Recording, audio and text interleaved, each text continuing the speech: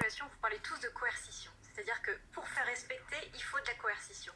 Si on regarde un peu dans le rétroviseur historique en fait, des lois de santé publique, il y a 3 grandes catégories en fait, de manières d'approcher les choses. Soit effectivement on interdit, et on est coercitif.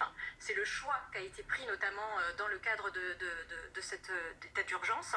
Soit on considère qu'en fait on laisse l'autonomie à la personne. Je vais donner un exemple très intéressant qui est ce qu'on appelle l'exceptionnalisme du sida. On n'a pas obligé, par exemple, quand il y a eu l'épidémie du sida, à ce que les gens en fait, se fassent dépister du sida. Donc c'était vraiment un exceptionnalisme dans cette épidémie-là à l'époque.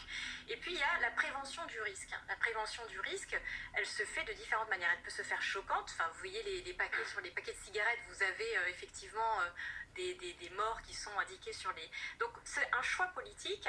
Et après, dans la loi, il y a un effet extrêmement important quand on est dans une situation où cette crise sanitaire est historiquement la plus impactante en termes de liberté fondamentale. On le voit, c'est un vrai sujet pour tout le monde. Oui. Et il y a un effet très important, c'est l'effet utile de la mesure. Ça, c'est une démonstration juridique. Quel est l'effet utile de la mesure qui restreint la liberté? C'est ça qu'il faut se poser comme question. Vous vous interrogez sur, en effet, le caractère légal d'éventuelles interdictions.